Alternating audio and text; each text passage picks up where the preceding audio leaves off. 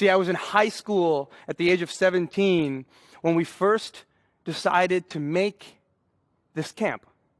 At the end of the story, you always learn a lesson, and I love that. I look up to him personally. He's just awesome. Like, he's really funny, and he makes you feel like you can actually do what he's doing, too. I grew up in a neighborhood called Vanier in Ottawa. We came from Kuwait in 1998. We immigrated here. We didn't come with a lot of money. My dad came as an immigrant with my mother. They were older, but they really were seeking a better life here.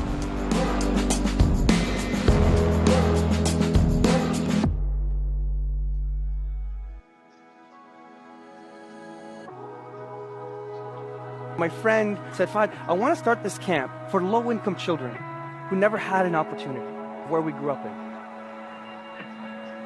And I remember on the first day of the camp, me and my friends were standing in front of the school like this. Not sure why.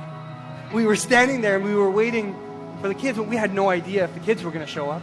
And on that first day, 20 kids showed up. Parents brought them in and we played a few games and then it was snack time. And during snack time, we always get the kids to take out all their candy. Why? Because candy, a lot of times, has peanuts. And peanuts makes people die. I had 20 kids. I needed to make sure 20 kids stayed alive. The kids are taking out their candy. I getting super excited. Like, yeah, this is going to be good.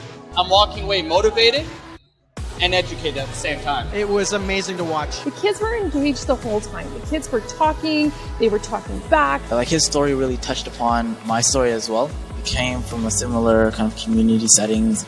Many students, especially here at Brookfield High School, is such a diverse school, can relate to his stories and his advices, which is really, really great. Just like major thumbs up. Really love him.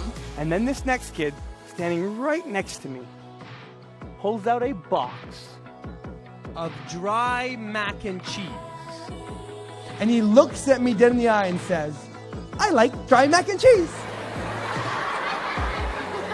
Like 16-year-old me was just about to, you know, like what the heck? Who likes that? Luckily, we had senior counselors. This is why it's good to pair your younger staff with some older ones. And he comes running in. He's like, oh my God, is that dry mac and cheese? And the kid's eyes just glow up. And he goes, mm-hmm. And the counselor says, well, can I have some? And the kid says, mm-hmm. And I'm just standing back here watching this happen thinking, are these fools out of their mind? And then the kid with the Dunkaroos, and the kid with the fruit roll-ups, and even the kid with the sweet chili heat Doritos all turn to this one kid and say, trade ya. And I pull my co-counselor aside. What are you doing? What was that? He said, Fahd, sometimes we have to make split-second decisions that can change the course of someone's life. Camp was a major success. We had so much fun. We had so many games. We played dodgeball. We served them grilled cheese. We coloring contests, all sorts of things. And to this day, I don't remember the kid's name. But at the end of camp, I got an email from his mother. And the subject line read, what have you done with my child? Oh my God, he was never supposed to eat the dry mac and cheese. She says, my child has been to special schools and special programs. He's been seeing psychologists and psychotherapists. Recently, we've come to understand that he has severe social anxiety. And he's never been able to make friends on his own.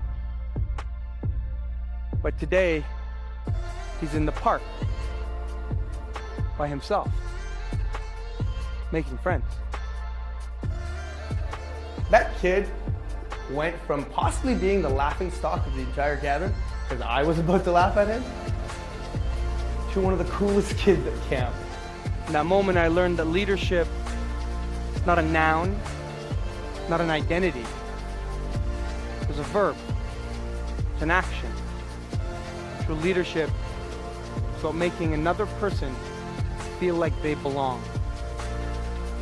I challenge us to create these moments. Moments of belonging. Moments of dry mac and cheese. Where we can just step up in our everyday lives and make a difference.